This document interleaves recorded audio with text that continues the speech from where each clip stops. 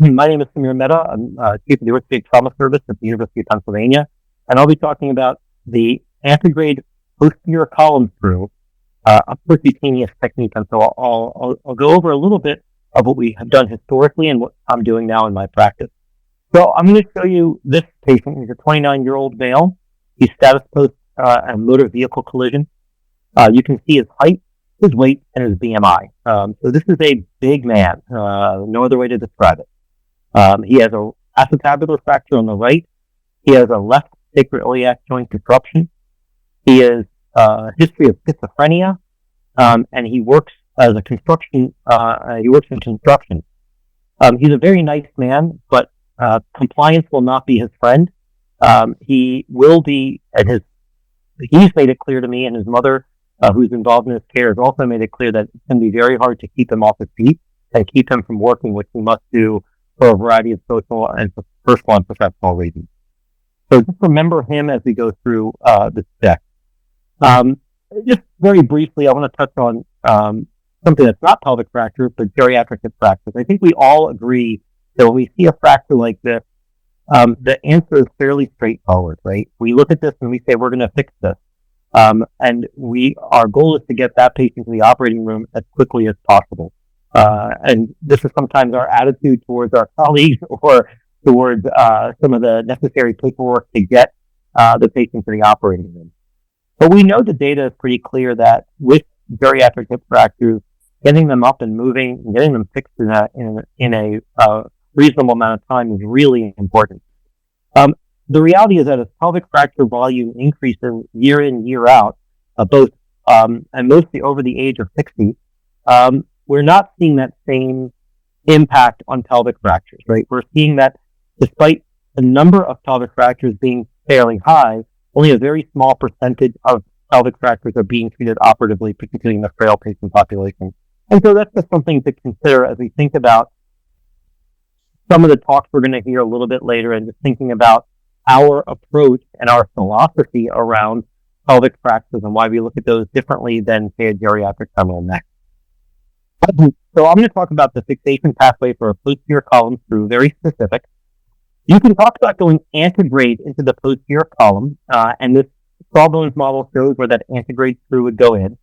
This is not a percutaneous procedure when done antegrade, right? You have to make an incision, if you do it traditionally, about 3 to 4 centimeters over the medius pillar. You have to dissect down the inner table. Sometimes you get into bleeding there as you elevate the muscle off the inner table. And you have to identify your starting point for that posterior column screw, antegrade, that is an open procedure. So this is not a percutaneous procedure, and it's very doable if you want to do it in an open fashion, obviously with the morbidity of opening. The obturator outlet view will confirm where you're heading. You can see the blue dots that are present there. And you target your screw towards the center of those blue dots. The C-arm comes in from the uninjured side.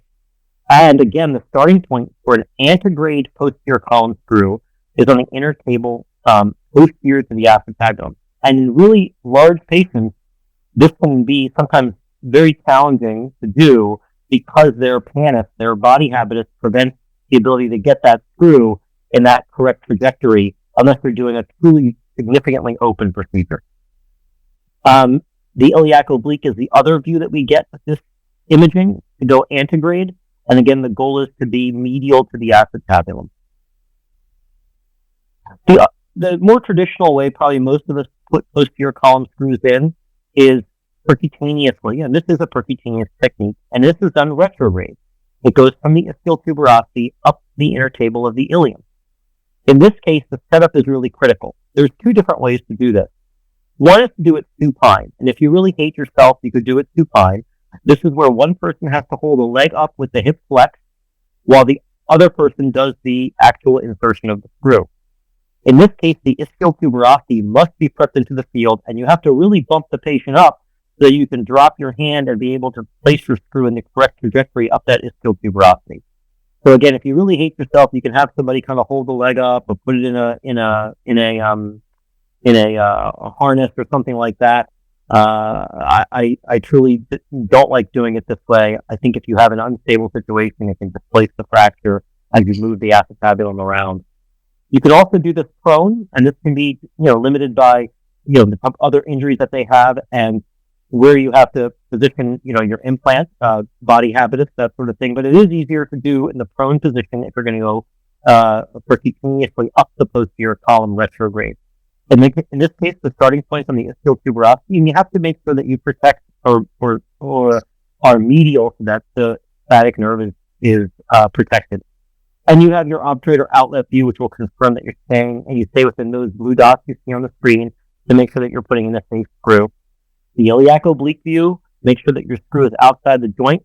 I like to use a drill tip here because as you go past the acetabulum, you want to make sure that you are on the inner table of the ilium and not going too far in. And sometimes it's very easy to overpenetrate that and have your screw sticking into the iliopsoas muscle. And this works well for a low posterior column fracture.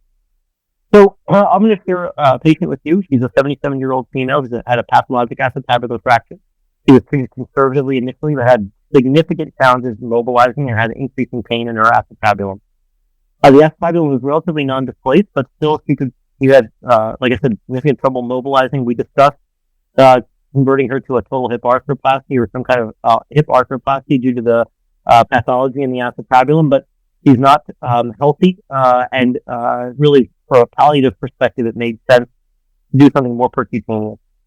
I'd already placed an anterior column screw in her, so that's that curvifix that you see there is down the anterior column. And now I'm going to put a screw in the posterior column. You say, well, why don't you just go prone? There were some issues with ventilation and concerns about her being able to lay on her stomach to go prone. And you could argue you could go supine and just lift the hip up. But in her case, she had a very limited amount of soft tissue over her ischial tuberosity. And so I elected to proceed in an antegrade fashion. And so in this case, I got my obturator oblique and my iliac oblique. Sometimes with the with the obturator oblique, you do need to roll over a little bit to be able to see the inner and outer tables as you place this posterior column through. I like to localize with just a simple Kirschner wire to make sure that I'm in the right trajectory. And once I'm there, I tap my wire into place and I make a small incision.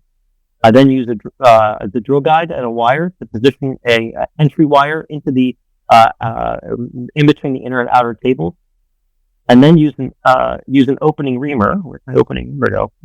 I use an opening reamer to open lean the proximal aspect of my incision.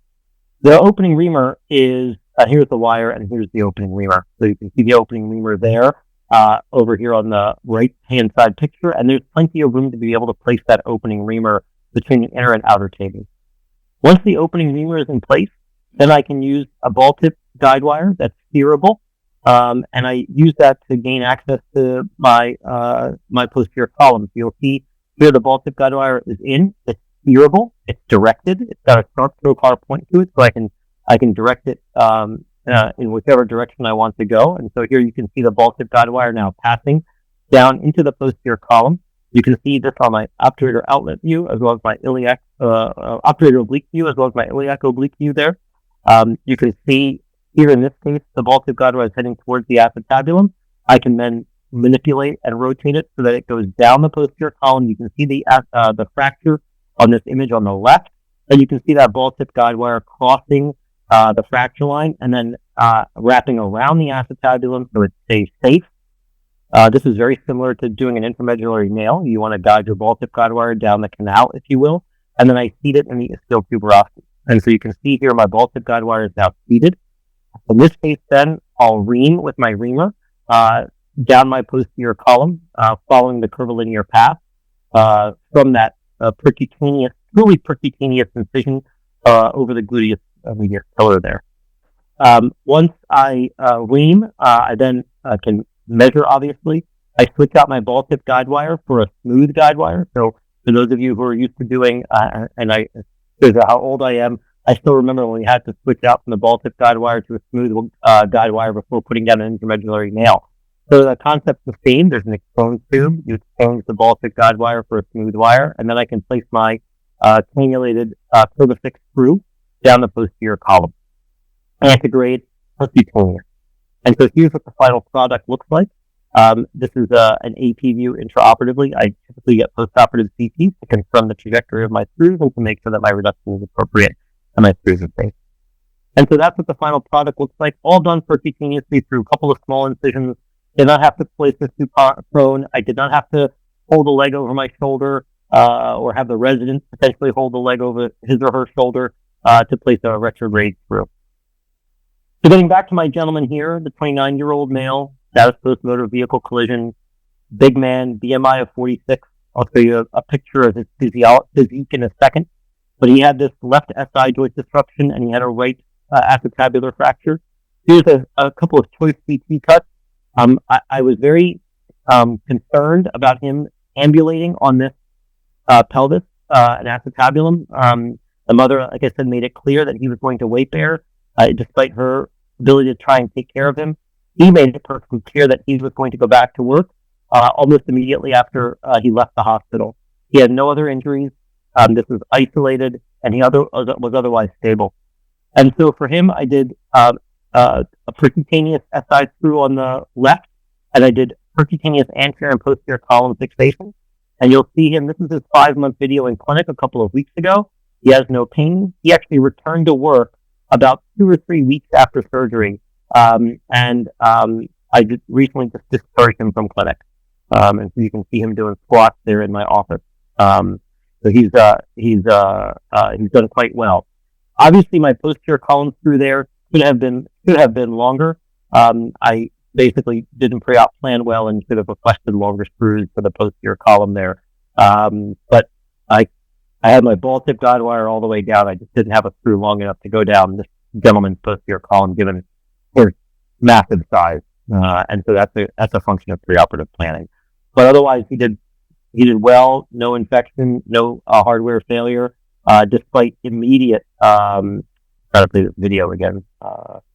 Immediate. Sorry, I can't play that video. But immediate weight bearing on this. Thank you. And so you can see that he has no pain and is doing quite well.